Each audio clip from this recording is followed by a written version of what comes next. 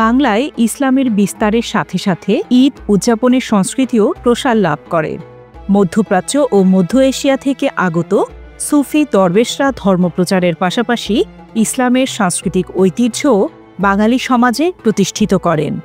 1204 খ্রিস্টাব্দে বঙ্গদেশ মুসলিম শাসনের অধীনে এলেও তার আগেই এখানে রোজা, নামাজ ও ঈদ উদযাপনের প্রচলন ছিল।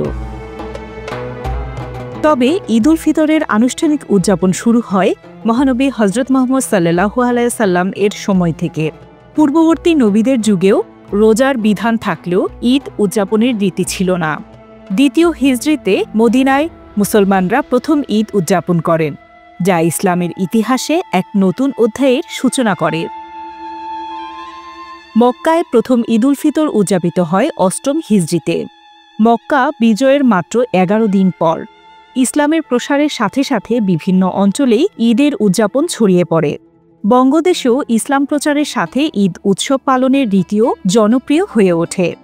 স্বাধীন সুলতানি শাসনের সময় ঈদ উদযাপন আরও ব্যাপকতা লাভ করে। ধারণা করা হয় তখনই ঢাকায় প্রথম ঈদ উৎসব জমকালোভাবে উদযাপিত হয়। সাধারণত জনগণের ঈদ আয়োজন ছিল মূলত ইবাদত, খাওয়া দাওয়া এবং সামাজিক সম্প্রীতির মধ্যে সীমাবদ্ধ। সুলতানি শাসকেরা ঈদকে একটি বড় সামাজিক আয়োজনের রূপ দেন। ঈদ উপলক্ষে বিভিন্ন স্থানে মেলার আয়োজন করা হতো, যেখানে হস্তশিল্প, খাবার ও বিনোদনের ব্যবস্থা থাকত।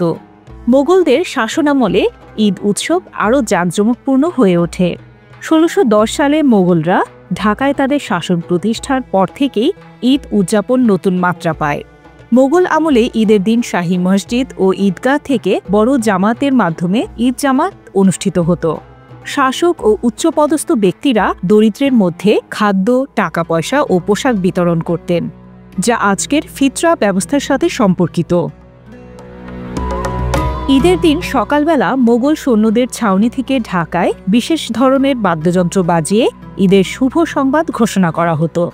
সাধারণ মানুষ নতুন পোশাক পরিধান করে ঈদগাহে যেত, যেখানে ধনীরা গরিবদের মাঝে অর্থ ও খাদ্য বিতরণ করতেন। সেই সময় থেকেই ঈদের খাবারে কোরমা পোলাও, শাহী ফিরনি ও অন্যান্য রাজকীয় খাবার জনপ্রিয়তা পায়, যা এখনও আমাদের সংস্কৃতির অবিচ্ছেদ্য অংশ।